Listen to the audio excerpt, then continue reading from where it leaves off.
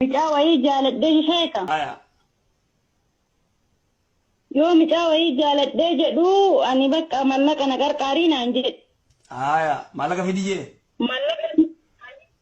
Mallaqa na qarqaarii naan jedhe. Mallaqa siin qarqaaru yoo warra keenya dhaqiitii yoo warra keenya dhaqxee warri keenya mallaqa sirratti ol baasee 60,000 50,000 warri siin jedhe ani micaa jaaladhee jira shari'aan na hidha yookaan immoo 40,000 dabarsinaa jedhaani warra keenya dhaqii jedheen. Ayyee. Achumarraan faateen takka na jara garagalteetumaan 15,000 isiin qarqaartee 15,000 inni qarqaaree 30,000 ni kaa'idhate akkatti shari'aan kun hin ta'a. Faatee biraa si jalaa fudhatee jechuudha. Ani qarqaaru dinnaan inni achi garagalee da qopheessee duraa yoo isin na qarqaarte isii jaaladhee isii fuudha jedhee abdii walirraa qabna jechuudha. Duraanuu oskoortaa qopheeffatee jira. Duraanuu inni kastamara lama qaba. Takkaasiis dubbisee tabiraallee dubbifate. Yoo tun diddee tana qopheesse jee. Waraqama lama qabaa jechuudha. Ajaa'iba. Akkasitti wal qarqaaranii akkasitti haa godhatan. 30,000 15,000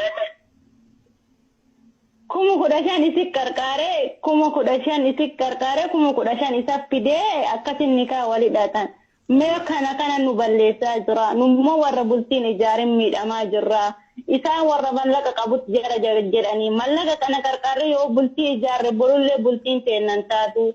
Dubartiin takka eega takka horumtee hamillee waraatirra taa'u qabdi malee deddeemsan qabdu. Dubartiin takka miskiina mee nu dubartii warra harma jigaati eessa deemna dhiira jaraatira masruufa isa baasuu qabaa.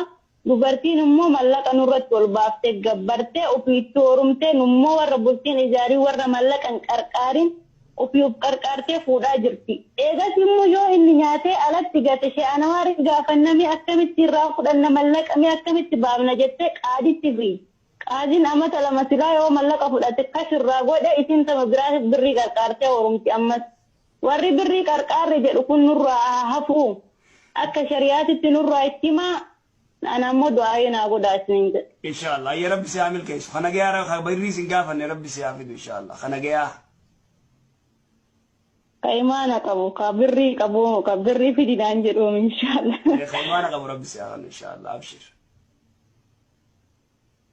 أكسيتي كبري سنجافا لسمي أكمتي لا ما أسنين زد أكيتين كارتسوني أكشريات التندما. Kamu kudashan qarqaartee isin silaa hidhatanii amma 15,000 isaa 10,000 isiidha. Isa akka shari'aatti warraaf erganii